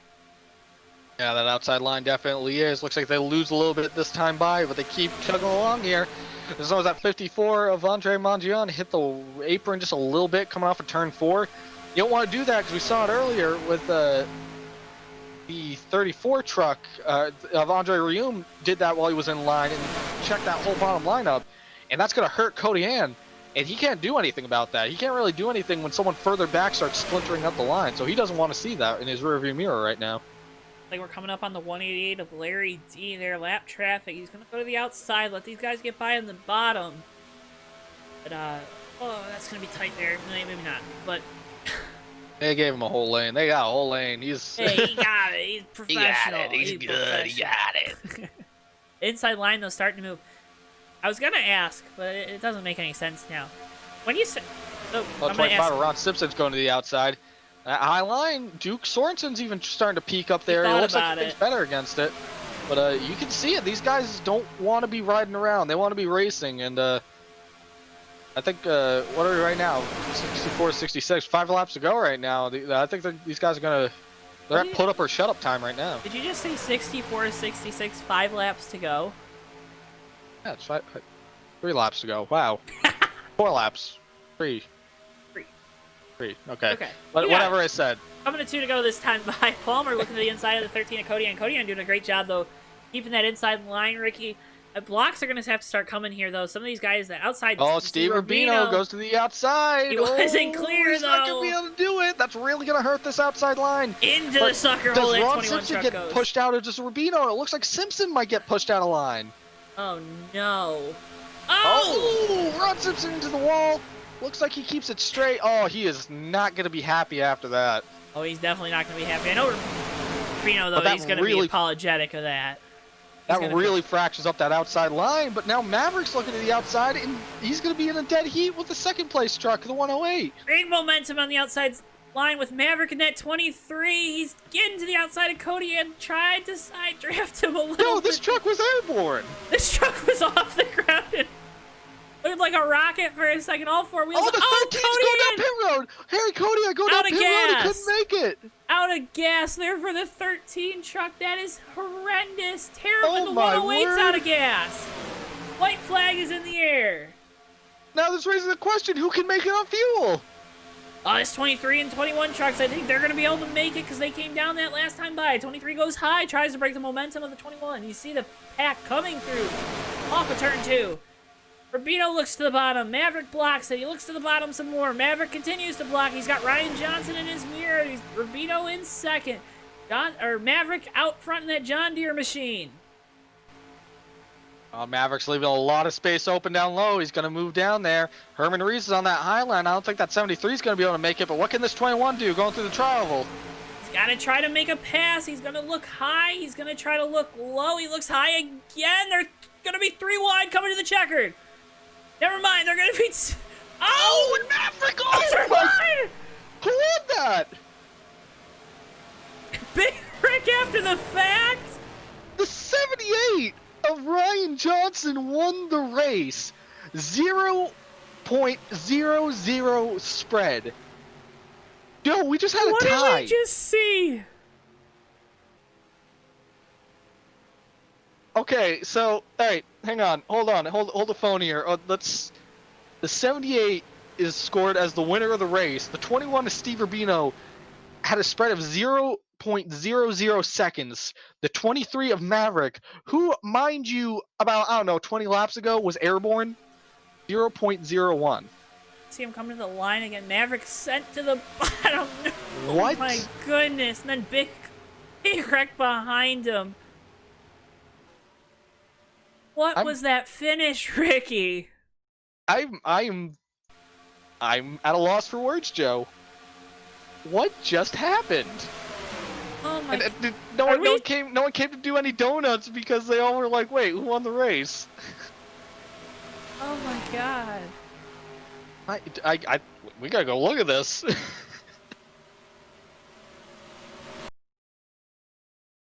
don't even know if it's about who won the race, Ricky. I get you a helicopter cam because I think this is going to really facilitate that run that Johnson gets. Going into the tri-oval, that 21's going to go high. He's going to really break the momentum of the 23 Maverick. And 78 makes contact with the back of the 23 when he's coming back down. And it's a dead heat. Goodness. I don't know. Yeah, wow. I don't know. I mean, look. You've seen it here first, folks. All the 18 people watching. We've never had a tie on JTN before. I wasn't expecting a tie tonight, but you definitely just saw the first tie on JTN. Goodness. And the thing is, too, you go back and watch this. You can't fault the 78 of Ryan Johnson there for getting into the back of the 23. It looked like Maverick had to abandon that low line so he could block Steve Rubino, and the 78 just had the run. And when the 23 came back down, it was just enough. He came in so close. It was just enough that when him and the 78 touched bumpers when he pulled into line, that the rear end of that truck just lifted off the ground. But phenomenal save by that 23. But he was sideways coming across the line, Joe. I don't know what happened, Ricky. I'm trying to get a shot.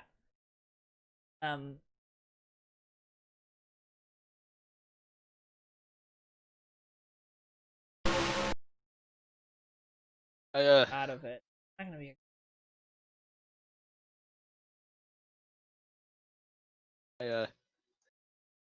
This is what I'm assuming the margin of victory is. Not here. I see a couple guys in the chat. Cameron Harker writing in, how do I be a part of this? Check out in the link in the description below the HOBO Racing Drivers, link. to your cars. Set the race. Yeah, my software crashed. Let's reset the race. I don't have the results of the race. Quicker about that. So, unfortunately, we won't have the results of the race for you unless you got it, Ricky. I don't think you did. I don't, but yeah, mine crashed when the server flipped back. Wow. Wow. Do you have the replay at least? No, I don't have anything. The server reset. Karen Harker writes in, how do I be a part of this? I have a triple monitor set up with this game. That isn't amazing. Link in the description below, hoboracing.net or .com. If you check out that link, you can find out everything about the HOBO Racing League. We have a bunch of other leagues we broadcast. You can check out them as well. They're all great leagues. Ricky, who do we even bring in here? I guess, you know, the 23 to the 21 and the 78, I would guess. I'm gonna message Steve. And I'm gonna say, come down here whenever you're ready. We got to hang tight here, folks. We got to lobby with the officiating body, as it were, to figure out what we just witnessed. But you even saw on the ticker that was like 1/100th of a second there, if anything. I have no idea what happened. That is like, I legit have no idea who. Absolutely unreal. That was crazy.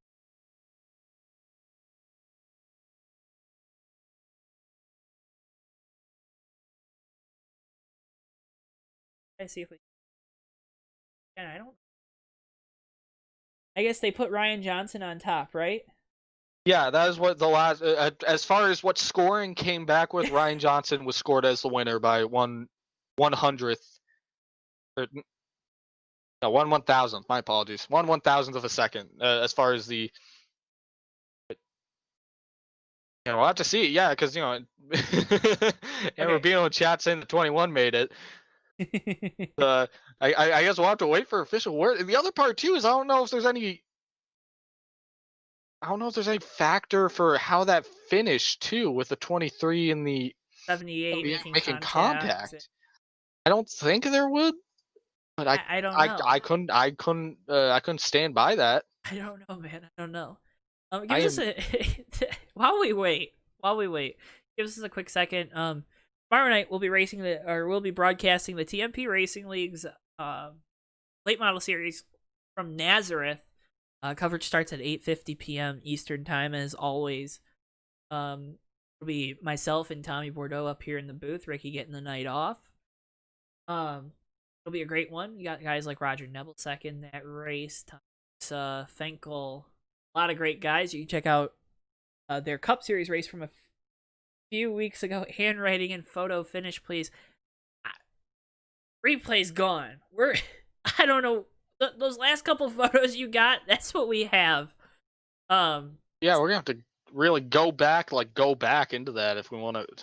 We are still trying to figure out who won this race. The playback on the broadcast. Ricky, you're out of the game, right? You're out of all the. Yeah, I'm out of the game. Would you mind going up there and just seeing what they're talking about right now? All right, one moment. Hang tight here, folks. I'm making a venture downstairs into the official hauler. Absolutely crazy finish. Again, thank you so much for tuning in. Steve looks like and I would give them both a trophy, and I wouldn't call them participation trophies because they both got them. They both deserved it because that was a photo freaking finish. Again, as always, we appreciate you guys tuning in. Make sure you check out every single link in the description below. It's a bunch of great stuff down there. If you want to check out HOBO Racing, HOBORacing.com. Check that. Yep, HOBORacing.com for more information about the HOBO Racing League, how you can sign up, what you need to get signed up. HOBO, Steve, and Dan, and Rich, they run a fantastic league.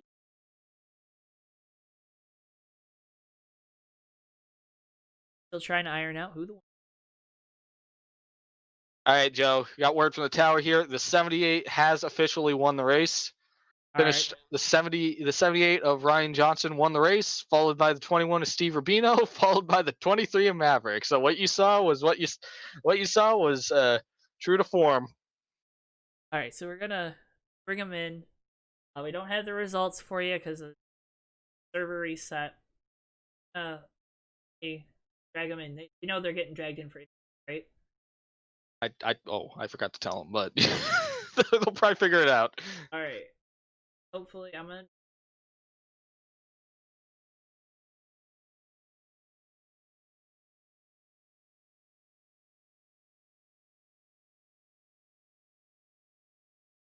Never want to drag someone in a sentence or talking.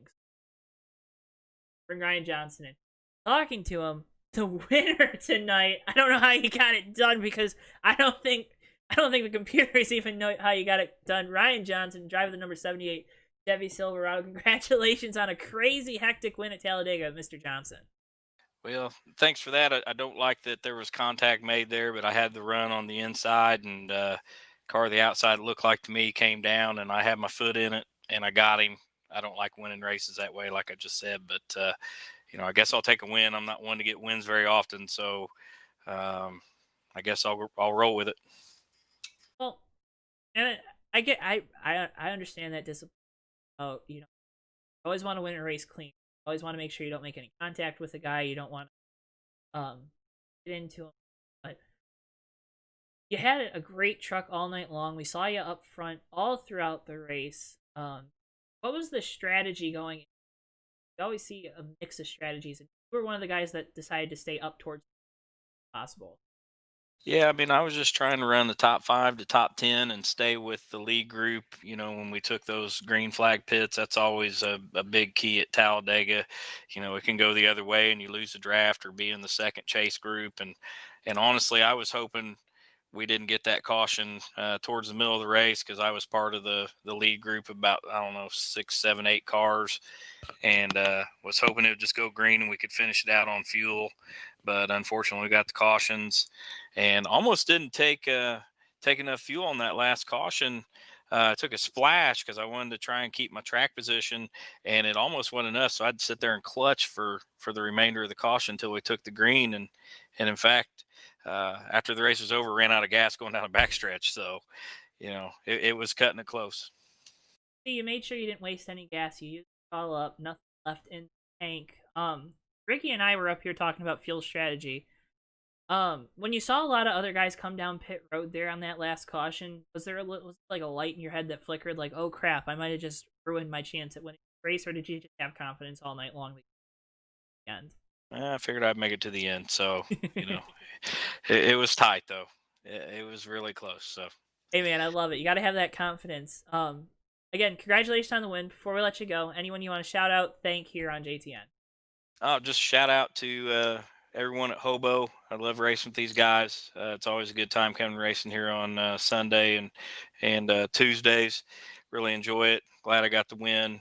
Didn't like how I got it, but I guess if you're going to wreck or take someone out accidentally, I guess it's better right at the line, I guess you could say. So, but thanks for the broadcast. Thanks for whoever put up the money at Hobo to bring you guys in. Appreciate you guys taking your time to broadcast us guys racing. So thank you. Thanks for putting on a great show tonight, all you and all the guys here. Congratulations on the win. Good luck next week. Keep getting those trophies though. They all say winner on them. They don't say how you won. They just say winner. Right. All right. Thanks, man. Appreciate it, guys. It was Ryan Johnson, driver number 7. Winner at Talladega. And we're going to bring in the second half of our photo finish. Steve Rubino, driver number 20, HOBO Racing Ford. Steve, photo finish. I was so ready to, and Ann was in the chat, so ready to say congratulations on the win.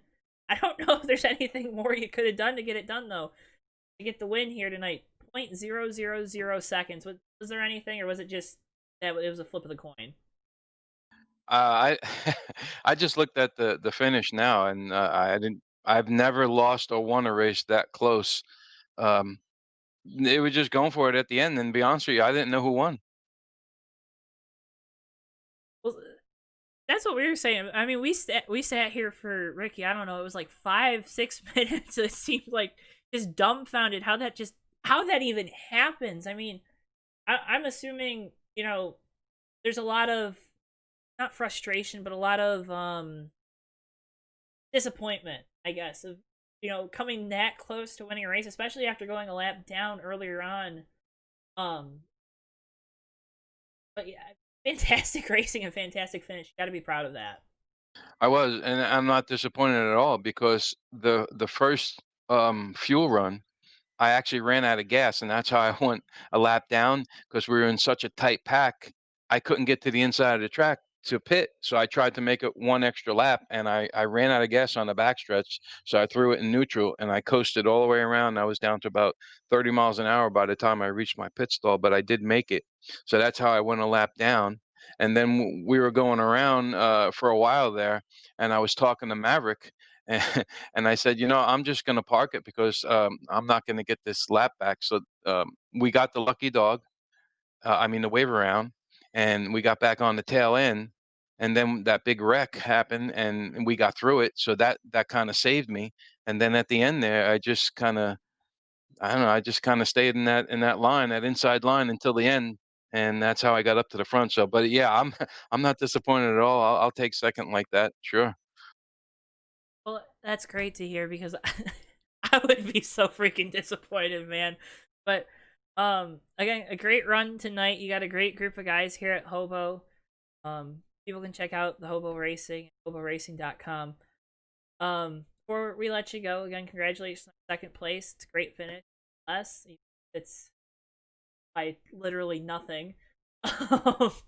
Anyone you want to shout out, thank before we let you go?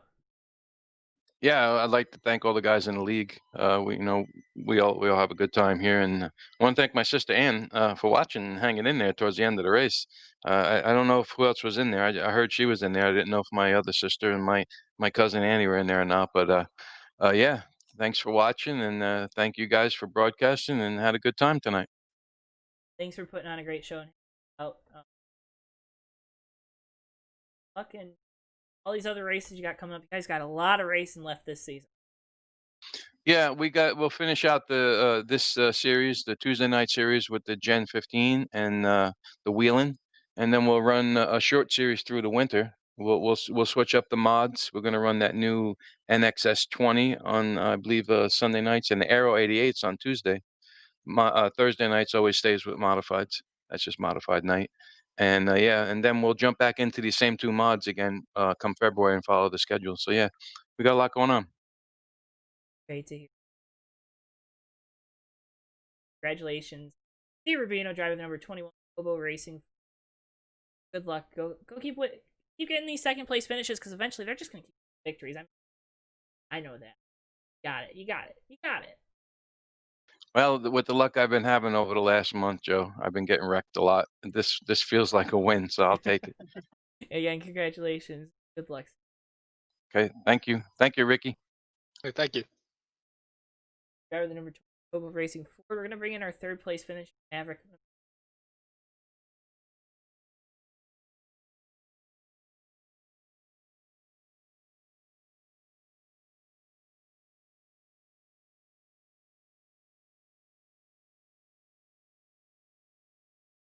Ricky, but you had a fantastic finish tonight.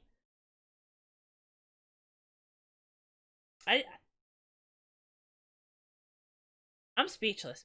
I've never seen like that before.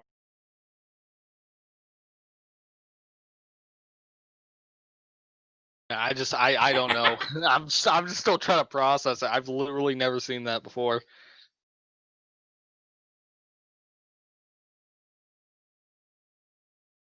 Let's do this, Ricky. I'm gonna put you up there. Ask him if he can come down, and I'll bring him down. Okay? Good. What do you need? Maverick, he got that third place finish. Yep. All right, I'm gonna drag you up there. You get him. Okay? All right. Got this. Sending Ricky out into the field. He's not used to being a pit reporter. See if he comes back. Hopefully he finds his way back. Talladega's a big track, man. You can get lost here. All right, you're good to roll. All right, we're gonna bring him down. Maverick, driver number 23, John Deere Chevy. Third place finish tonight. Looks it was gonna be a victory going through the trials. Well, anything different you could have done to get that position to better? Yeah, I wish we were at Daytona where the finish line's right there in the middle of the trial. How did I know you were gonna say that? Yeah, I wish I would have stayed low there. But Steve, he went high, and I thought, oh, he's going to get a run on the outside. So I went up to kind of, hurt his momentum, and then I went back down to the bottom quick, and they had a run coming, and I still just thought he would just bump me, and I would go on, but I guess he bumped me just a little bit wrong, and it kind of hooked me just a little bit. Well, I've never seen somebody slide through that paved area just off of pit road so many times and not hit that inside wall like too terribly to ruin their race. Early on, we saw you make contact and you were sliding through that patch and you had liftoff. I guess the question is, what was it like to be an astronaut for a few seconds down here in Talladega, Alabama tonight? Yeah, I thought I was taking flight there. I did come off the ground, and I didn't get any damage out of it. I think we got a moderate damage tonight, so I didn't get any damage out of it. I just lost a lot of track position, and then I was lucky just to get back on the lead lap, and then Steve and I were fixing to run out of gas, and we were fixing to pit on that lap when that caution came out, and then we were able to stay out there and get caught up with everybody. Yeah, we saw you were lapped down to a bunch of different circumstances throughout the race, and you and Steve were both able to rebound from that. What for all the people at home, what's the driver's mindset in that situation where you're at a deficit and then you get that break there towards the end that helps you get home at the end of the race? Yeah, that was something. even when Steve and I got back up there with the pack, I think I was in 14th with like 4 to go and couldn't go nowhere. And we were just stuck and we just kept getting checked up there. And I just figured I was going to finish around, 12th, 13th or so. And then all of a sudden that high line got checked up and we both moved up slowly. And somehow, and then, like I say, on the last lap, I'm in the lead. I just couldn't believe it. Maverick, before we let you go, third podium finish, great rebound night for you and the whole 23 John Deere team. Anyone you want to shout out, thank before we let you head on out here and I guess celebrate a third place finish? Because I don't think I've ever seen somebody lift off the track, land back on all 4 wheels, and still manage to get a top 5. Yeah, that was something. Yeah, definitely. I'd like to thank my Lord and Savior Jesus Christ for letting me do this. I'd like to thank my wife Carrie, my son Cole, and my daughter Camille for letting me do this every night. And thanks Steve and Bino and the rest of the admins for putting this on. And I'd like to thank y'all, the broadcast team, for putting this on tonight. We appreciate it. We appreciate you guys absolutely putting it all on the line. Great racing action right here, ATN. Again, congratulations on the third place finish. Maverick, driver number 23, John Deere truck. It's a Chevy, right? It's a Chevy. Thank you. Thanks, guys. Congratulations. Ricky, we just... Appreciate it. Yeah. We had a great finish there, Ricky. I mean,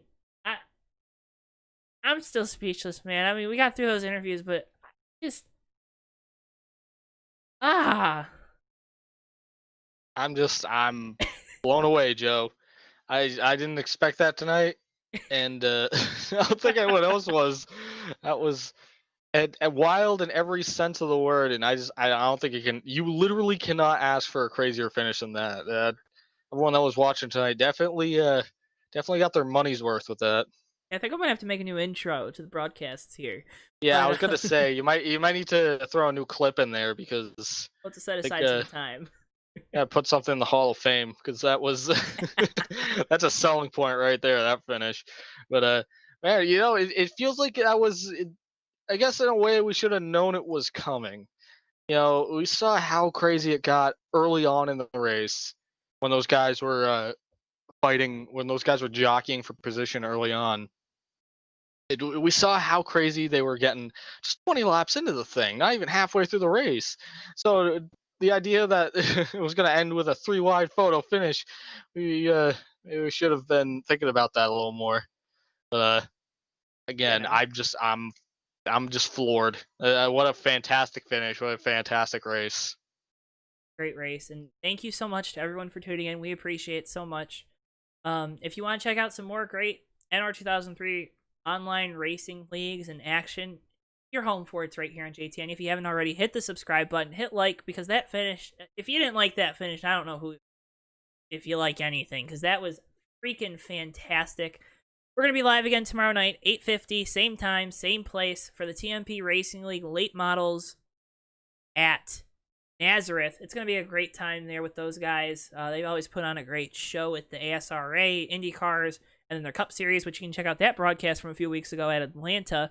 Again, right here on YouTube, on JTN. I mean, Ricky, it's your home for NR 2003 and live online broadcast races. I don't know if you haven't already subscribed. You don't know what you're missing. But for Ricky, for Bristol, our producer and cameraman, and just he does everything. He's great. He's taking a nap now because he's so tired.